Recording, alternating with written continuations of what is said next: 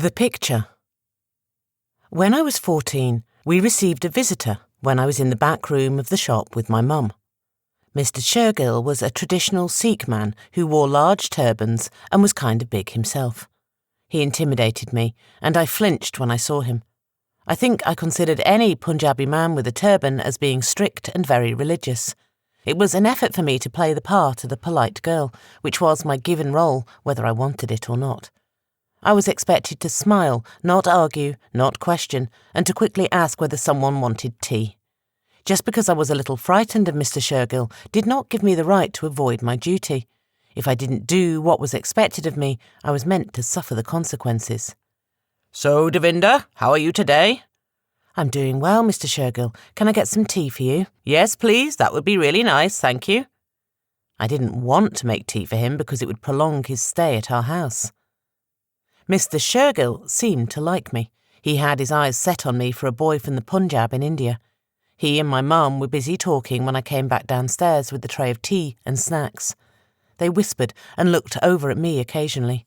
He handed a photo to my mum, and she immediately showed it to me. "This is a really nice boy. You are very lucky to get a chance to marry this kind of boy. He is good-looking and well-educated. What do you think? Do you say yes?" I didn't really understand what was going on. All I knew was that my friends were getting arranged weddings too. All the girls had to. We never were allowed to date boys. We had no say in it. We were to be obedient and agreeable to anything our elders arranged for us. My mum frequently talked about this girl or that girl who was already engaged, and I know she would have slapped me across the face, or worse, if I dared to question the choice. Deep down, I knew what she'd say if I argued. "Who do you think you are? So-and-so had an arranged marriage and didn't say no to her mum. Your friend also had her wedding arranged, and the boy is from India. What's so special about you? What makes you so different?" With every fibre of my being, I knew we had no say when it came to marriage decisions. No choices, no voice. Many times we were supposed to be there and be quiet. We looked nice as a decoration as we worked in the background, but our voices or thoughts weren't important. It only mattered that we washed dishes quicker than each other, cleaned better than each other, and did more work than anyone else. Gaslighting and abuse were deeply embedded in my experience. My mum knew nothing of the boy in the picture, but she was excited.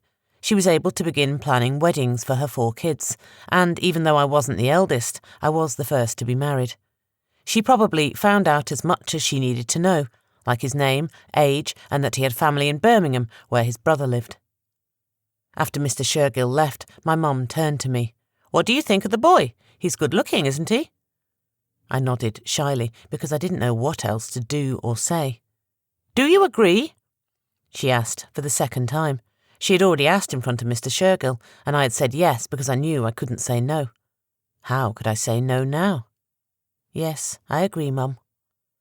I think I was too young to understand what engagement and marriage really meant, but that wasn't the question.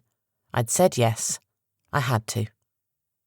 I was just a child and didn't know what I was getting into, but now my heart aches for my 14-year-old self. I wish I could help her and tell her to be strong and say no.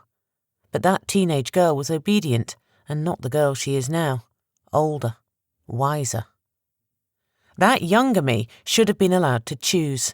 She was robbed of the freedom to say no without repercussions.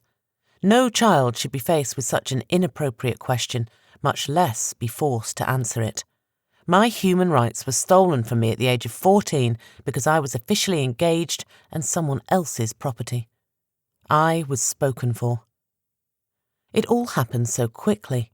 How can any 14-year-old know saying yes meant she was limiting her choices and her freedom?